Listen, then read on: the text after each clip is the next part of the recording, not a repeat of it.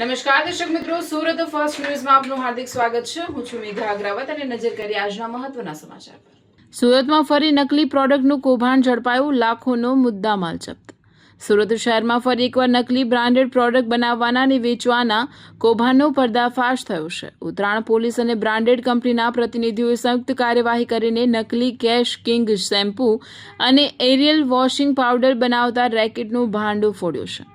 મળતી માહિતી મુજબ મોટા વરાછાથી રિંગ રોડ તરફ જતા માર્ગ પર આવેલા એક ગોડાઉનમાં નકલી પ્રોડક્ટનું ઉત્પાદન અને પેકિંગ કરવામાં આવતું હતું. આરોપીઓ જાણીતી બ્રાન્ડના નામે ગ્રાહકોને છેતરી નકલી માલ બજારમાં વેચતા હતા.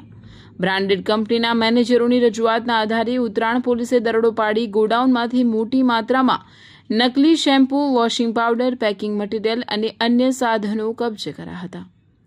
આ કાર્યવાહી દરમિયાન પોલીસે લાખો રૂપિયાનો મુદ્દામાલ જપ્ત કરી 3 ઇસમોની અટકાયત કરી છે. હાલ પોલીસે આરોપીઓ સામે કાયદેસરની કાર્યવાહી હાથ ધરી વધુ તપાસ શરૂ કરી છે કે આ નકલી માલ ક્યાં ક્યાં સપ્લાય કરવામાં આવતો હતો અને આ રેકેટમાં અન્ય કોણ કોણ સંડોવાયેલા છે. નકલી બ્રાન્ડેડ પ્રોડક્ટના કારણે ગ્રાહકોના આરોગ્ય અને આર્થિક હિતોને નુકસાન પહોંચતું હોવાથી પોલીસ દ્વારા આવા તત્વો સામે કડક કાર્યવાહી કરવામાં આવી રહી છે.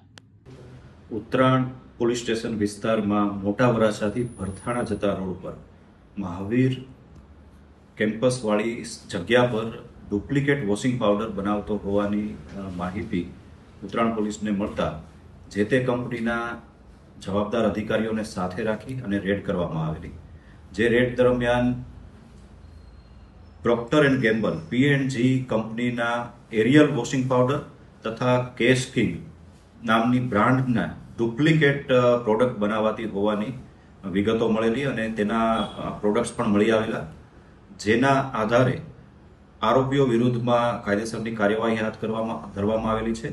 તેમજ 25 લાખથી વધુ કિંમતના ડુપ્લિકેટ પાવડરના જથ્થાને પણ સીઝ કરવામાં આવેલો છે. 3 આરોપીઓની ધરપકડ કરવામાં આવેલી છે, જેમાં મોનિલ ધોળિયા, સાહિલ વિરાણી અને મેહુલ પટેલ નામના વ્યક્તિઓનો સમાવેશ થાય છે. આ 3 આરોપીઓ પૈકી મોનિલ ધોળિયા નામના જે વ્યક્તિ છે તેના વિરુદ્ધમાં અગાઉ કામરેજ પોલીસ સ્ટેશન વિસ્તારની હદમાં આ પ્રકારનો જ ગુનો અગાઉ પણ દાખલ થઈ ચૂક્યો છે. સર, કઈ રીતે આ જે ડુપ્લિકેટ બ્રાન્ડેડ કંપનીના ડુપ્લિકેટ ડિટર્જન્ટ કે પાવડર કે પછી કિંગ શેમ્પૂ આનું વેચાણ બજારમાં કરવામાં આવતું? હાલમાં આરોપીઓની ધરપકડ કરવામાં આવેલી છે અને તે અંગેની પૂછપરછ ચાલુ છે.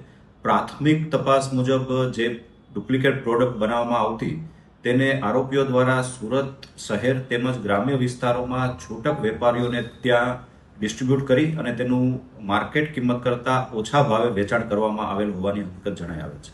સર, આમાં જે કેમિકલ્સનો ઉપયોગ કરવામાં આવતો, શું આ કેમિકલ્સ લોકોના આરોગ્ય સાથે કેટલું જોખમકારક હોઈ શકે? જે પણ પદાર્થનો ઉપયોગ કરવામાં આવતો તેના સેમ્પલ લેવામાં આવેલ છે અને FSL ચકાસણી માટે પણ મોકલી આપવામાં આવેલ છે. તે અંગેની આગળની કાર્યવાહી FSLના રિપોર્ટ આવ્યા બાદ કરી શકાશે.